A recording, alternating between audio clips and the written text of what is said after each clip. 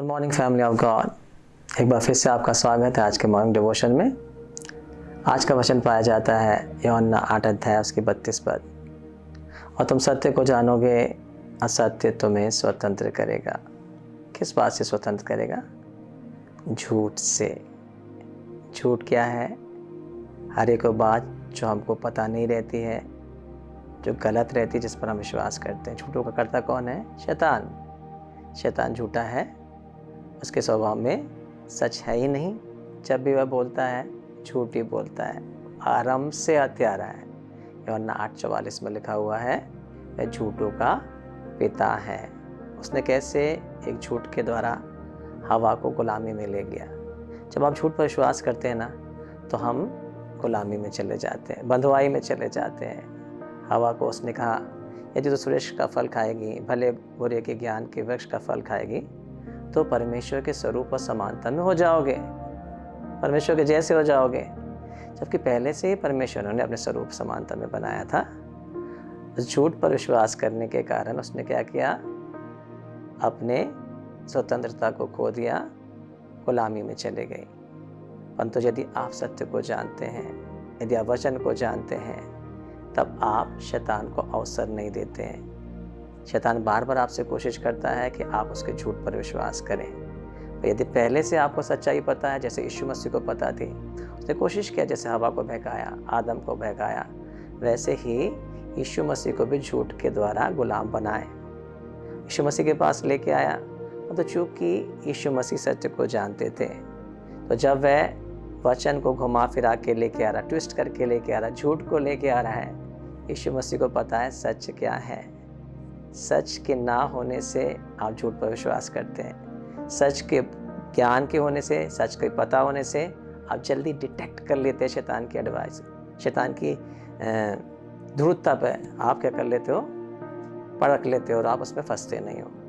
इसी तरह से हम जब देखते पुराने नियम में भी, उत्पत्ति उसका 37 चैप्टर 37 अध्याय की 33-34 पद में ऐसा लिखा हुआ है, जब यूसुफ के भाइयों ने क्या किया, अपने पिता याकूब को यूसुफ के कपड़े दिखाए, खून से सने हुए अंगरखे को लेके आए और दिखाया हमें ये रास्ते में मिला है। तो याकूब रोने लगा, विलाप करने लगा, चिल्लाने लगा। उसने विश्वास कर लिया कि मेरे प्रिय बेटे यूसुफ को जानवरों ने मार डाला है।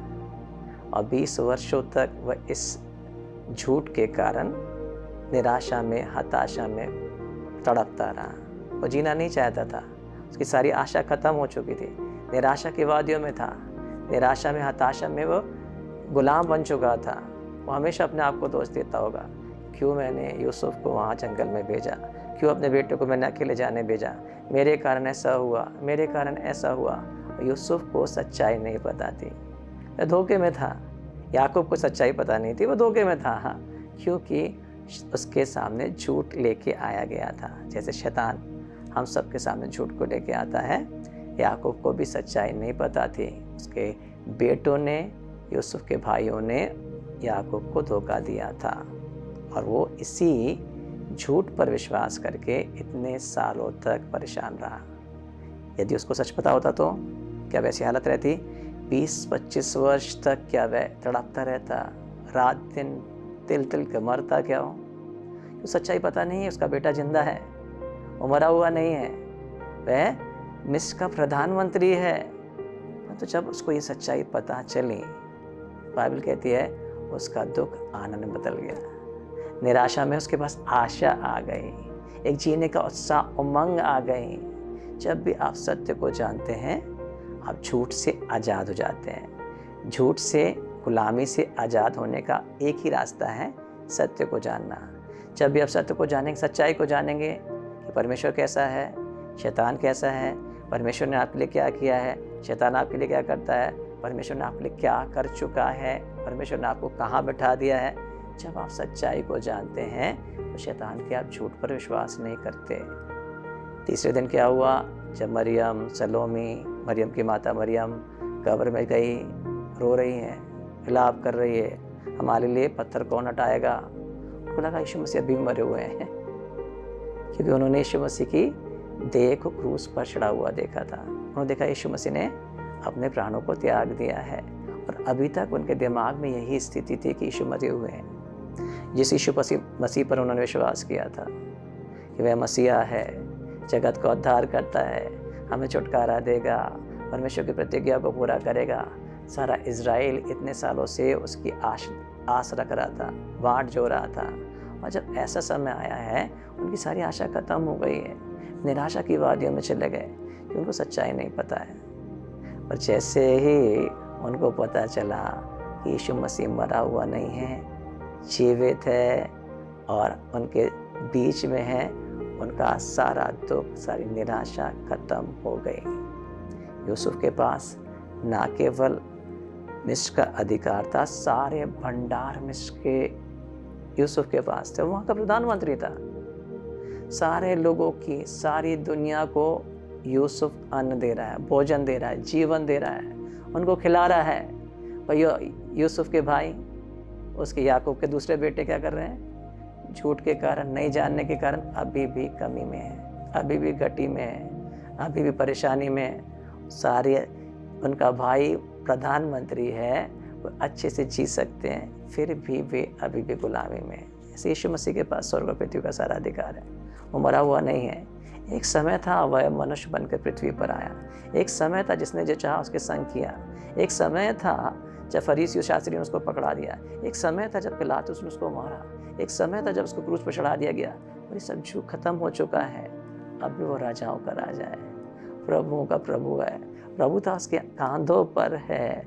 वो जो बांधता उसे कोई खोल नहीं सकता है। मृत्यु अधलों की कुंजियां उसके पास है। आपको नहीं पता उसके पास क्या है। सारे जगत को जीवन देता है, इवन अन्य जातियों को भी ज्योति देता है, बीमारों को चंगा करता है। जीवन देना वाला परमेश्वर है। सबके लिए विनती करता है।